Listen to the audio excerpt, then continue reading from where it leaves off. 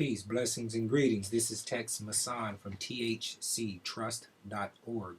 Make sure you visit thctrust.org, create a free account, log into the website, have a look around, check out our resources, and and learn what you can.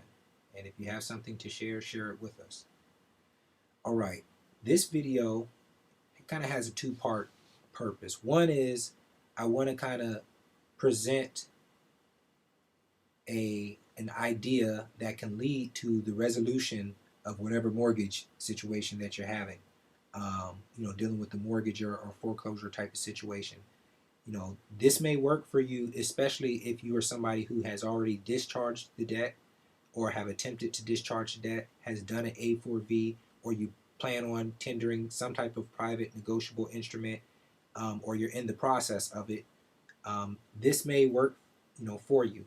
Or maybe you've done some other type of administrative process that involved the UCC Article 9, Section 210 letter, statement of account, bringing things to a zero balance. This right here, I think this would be beneficial for you. And for anyone else who's already knowledgeable in negotiable instruments, or, basically what I'm trying to say is this is the what you do after you tender a payment, or what you do after you've already established for the record that there is no outstanding obligation or money owed. This is the process, what you do when your mortgage company doesn't respond to any of your communications, and when you're asking them to accept or issue the document to the county that the mortgage is satisfied, and they don't want to do it. The Universal Residential Mortgage Satisfaction Act has been created and adopted by the American Bar Association for that purpose. And the American Bar Association is kind of like that's the statutory club of attorneys and lawyers and everything that pretty much enforce this statutory law, right? All the state codes and everything else, all of these statutes. Well, if you read right, so basically what they're telling you, since they've adopted it, they're basically saying if there was such a thing as a person who can satisfy their own mortgage by an affidavit, right, it must be in this form. If we're going to accept that in the public, in our private clubhouse or whatever, it must be in this form. So basically, here it is, resolved that the American Bar Association approves the Uniform Residential Mortgage Satisfaction Act, promulgated by the National Conference of Commissioners on Uniform State Laws in 2004 as an appropriate act for those states desiring to adopt the specific substantive law suggested therein. So there you have it. It's kind of like the Uniform Commercial Code. It's adopted by the several states, right, and then codified in each state code. I just found, before I did this video, probably a few seconds before I launched this video, I seen where this was codified in the New Jersey code. And this document is from 2005, so it's probably codified everywhere. But I'm not saying that the American Bar Association is the authority. What really stood out to me is that this gives you an administrative process for a remedy of satisfying your mortgage company, or freeing a lien from your title of your property. It gives you a way to do it by affidavit, and it gives you a due process to do it. Now, the caveat about the Uniform Residential Mortgage Satisfaction Act, and by the way, it's not long. I'm going to post it so you can read it. I'm going to pretty much break down in my own words what it is, but it'll be at thctrust.org under this lecture so you can read it for yourself. But what was I going to mention about it? Well, one, like I said, it allows you. It's a private administrative process. That's what I was going to mention about it. In the Universal Residential Mortgage Satisfaction Act, the caveat is the satisfaction agent, which is the one who has to issue the affidavit, record the affidavit in the county to satisfy the mortgage. It says that satisfaction agent has to be basically a state attorney. It could be an attorney, or I think like a title company or something like that. But basically, a lot of people will get hung up on that. I've done a video about this before, and people are like, well, it says it has to be a title company or an attorney, right? Well, what we're going to do and what I've prepared is we're going to do a private administrative process, and it'll be beyond the scope of this video to completely explain administrative procedure.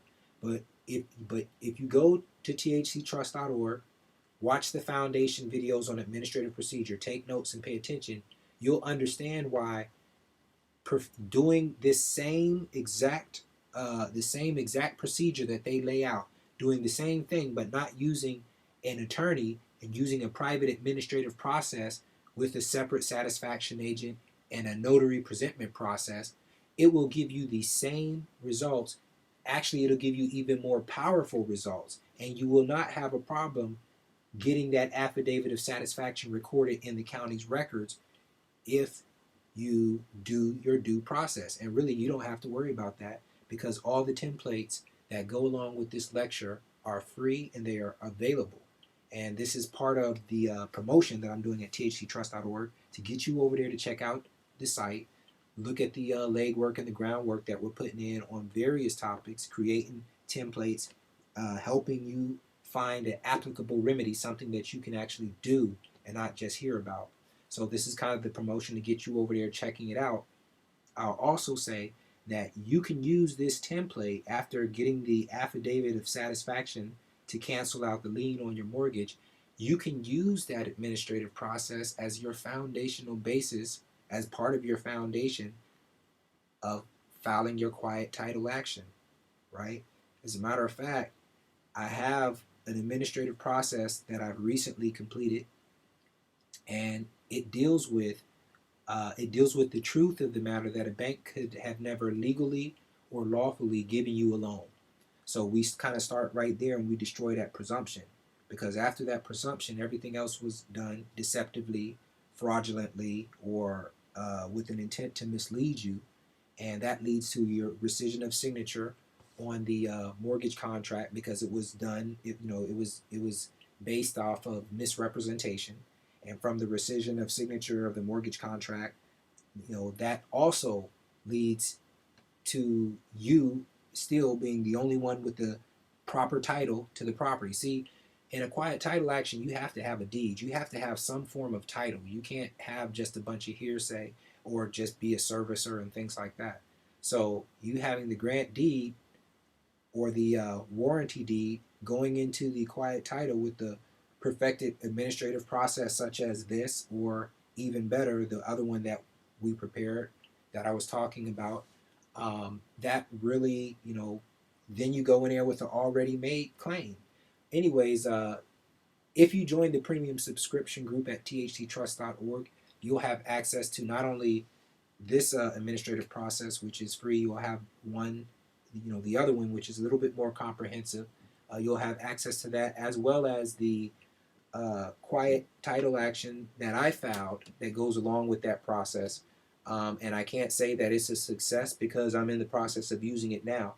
But again, I never believe that one person's success or failure have any impact on you guys' success or failure. And I'll tell you, I know that for a fact because I know that there's people that do the home for free process, and some people just swear up and down that it doesn't work and it can't work. And there's other people that it's working for.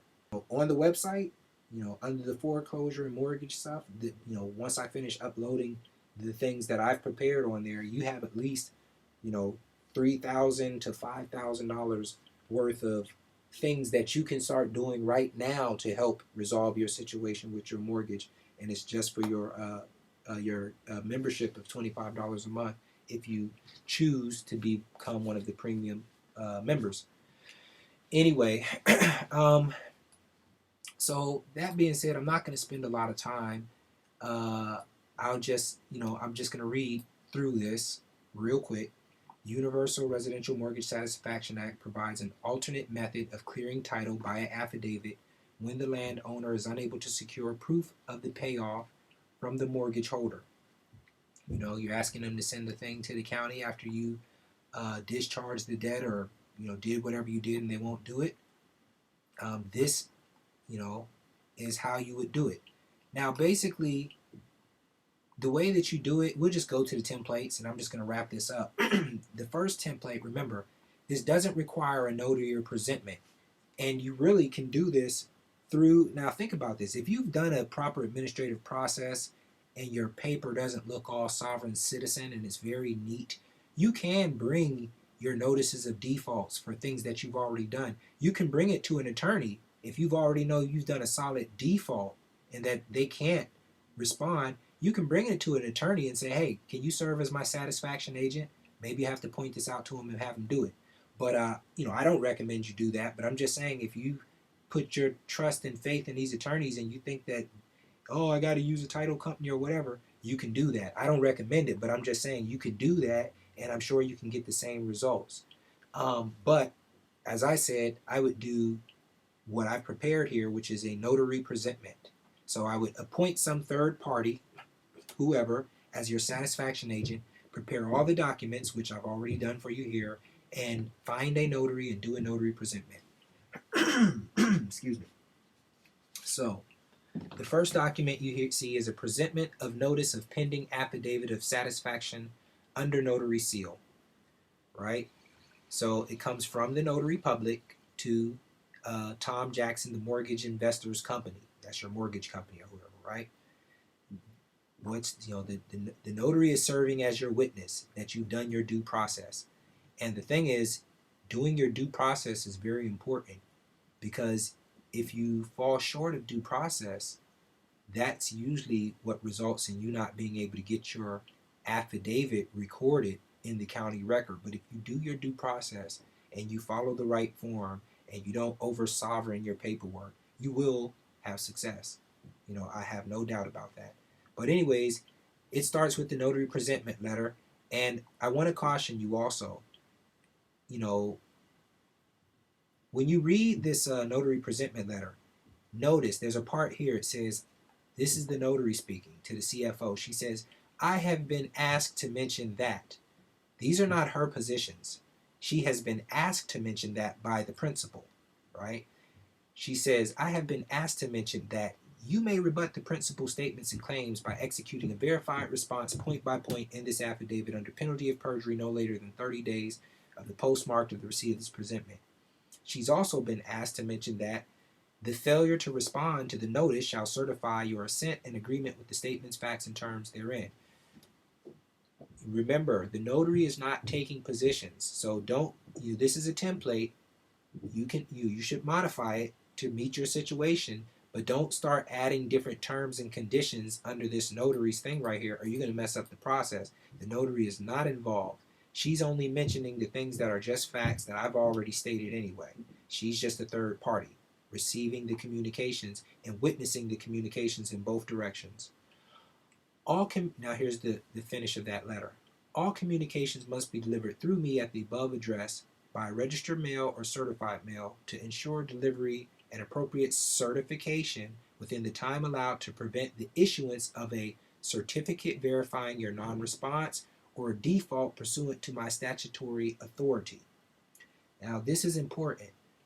Why? Let me come back to that. First, let me tell you, if you've done, remember in the beginning I was saying you've already have to have done your first administrative process, because if you've done your first administrative process right, nobody is going to respond to this secondary process because they're going to be walking right into an individual liability, and plus to respond requires them to put their individual name and title under there. They no longer get to stand under the company shield. They walk into commercial liability. Nope, that is the reason why no one's going to respond when you already have a record proving to the contrary. All they can really do is remain silent at that point. So it's important to be real precise in your documents. But anyways, the reason why I bolded this here, the notary says, all communications must be delivered through me, basically to ensure delivery and appropriate certification within the time allowed to prevent the issuance of a certificate verifying your non-response or default pursuant to my statutory authority, right? I highlighted that because when I went back and watched administrative procedure, I realized that I had overlooked something. And maybe I didn't just overlook it. Maybe I forgot about it because it's been so long since I looked at that information. And I kind of got into the habit of saying an affidavit rebuts the presumption and that it's an exception to the hearsay rule. Say you get an affidavit and you get the notary to put an acknowledgement on it and you file it in the record. Well, you'd be like, an unrebutted affidavit is fact, etc., etc., etc. Well, what I realized is that is not so. That unrebutted affidavit still may be hearsay, because the fact that it's unrebutted is also hearsay. But when the notary issues a certificate of non-response and a certificate of default, then that affidavit with that certificate that shows the due process, then it becomes an exception, it becomes an absolute claim and everything else.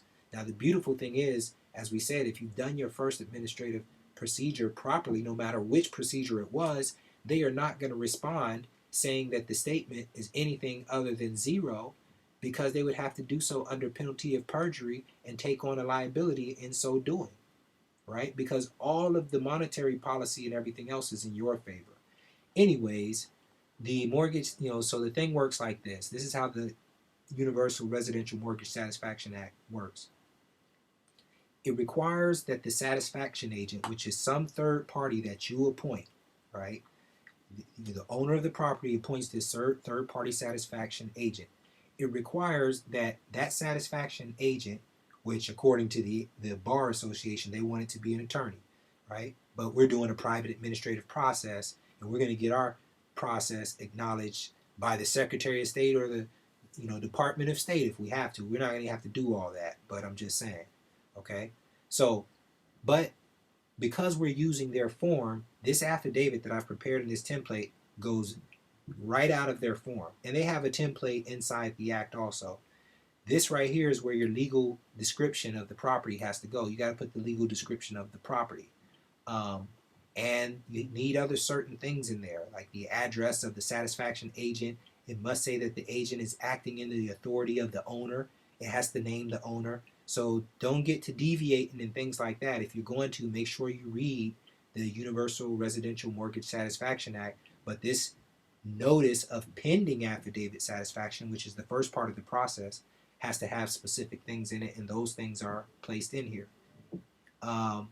So they present that, and it says, I, as satisfaction agent, acting with the authorization of the owner of the real property described in the security instrument, intends to sign and submit for recording an affidavit of satisfaction unless, within 30 days after your receipt of this notice, the secured party creditor submits a satisfaction of the security instrument, or unless the satisfaction agent receives from the secured party creditor an affidavit of notification stating that the secured obligation remains unsatisfied, or unless the satisfaction agent receives from the secured creditor a notification stating that the secured creditor has assigned the security instrument and identifying the name and address of the assignee. So basically, when the secured party receives, the secured creditor receives this affidavit from the satisfaction agent, this notice, he has 30 days to either challenge it with his statement under penalty of perjury that the balance is less than zero,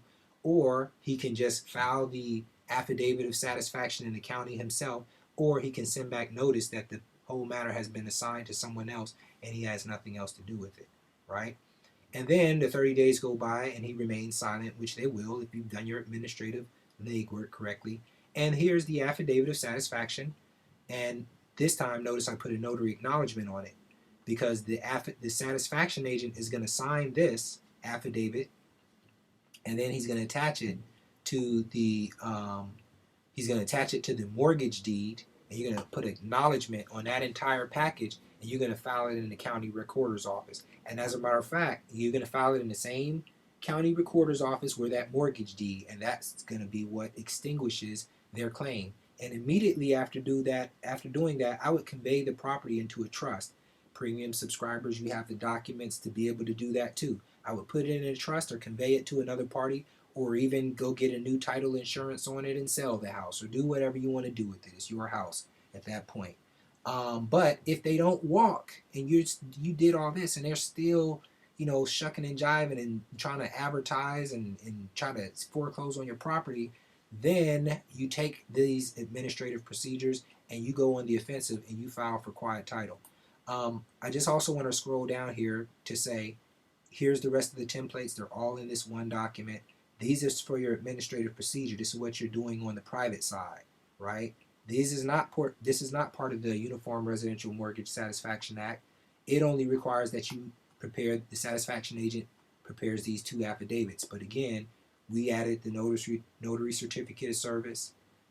We added the notary presentment letter, the certificate of non-response and non-performance. Then we added the notice of default.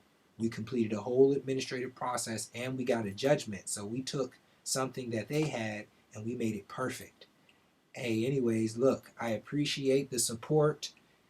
Please visit www.thctrust.org, create an account, and check out our resources. By the way, somebody said something the other day, it really made me feel good. They said they never believe, they watch YouTube videos and stuff, but they said they never supported any organizations. They just didn't really believe in it, right? And I'm not knocking that, because I understand a lot of people watching this, they watch the videos and they don't really want to support for their different reasons, and I'm not knocking it. Everybody got their own reasons. But the guy said that he went to the website, created the free account, logged in, and actually as he started going through the lectures, he started learning and seeing that the stuff was applicable, and that the way I was doing it, it was in such a way where I am giving value, and that's what I try to do. But he actually said I kind of like converted his whole thoughts on the thing, and he actually did subscribe and became a premium member. So I really appreciate that. That actually, for whatever reason, that made a lot to me, because it made me know, okay, this information is just as powerful as I think it is, which is why I research this stuff day and night, all the time. But join thctrust.org, create your free account. Thank you for watching. And the next video is, we're going to be going over the commercial matrix. Many of you that are already a part of the website, you know what the commercial matrix is. But we're going to go through that. We're going to talk about the secure party filings, articles of association, DBA, trade name, foreign situs trust, fee schedule, declaration of trust, all your status documents. They're already in place. Premium subscribers, don't jump the gun. I know you're looking at stuff and how do I file this? If you already know how to file it, go do it. If not, wait till the next video comes out about the commercial matrix, where we break this stuff down. And if you can help our organization out, I think I really need somebody to run a weekly conference call, just keep it real informal, so I can get on there and people can call in and we can build, we can communicate, we can share things, we can answer some questions. I really want to keep it starting out just for the premium members, but right now I can be on a conference call, but I can't really run it and be on it. So if somebody's interested in facilitating that, hey, hit me up. The email address, but I'm not going to tell you it. If you want to contact me, go to the website, create the free account, log in, then contact me. Thank you. Peace.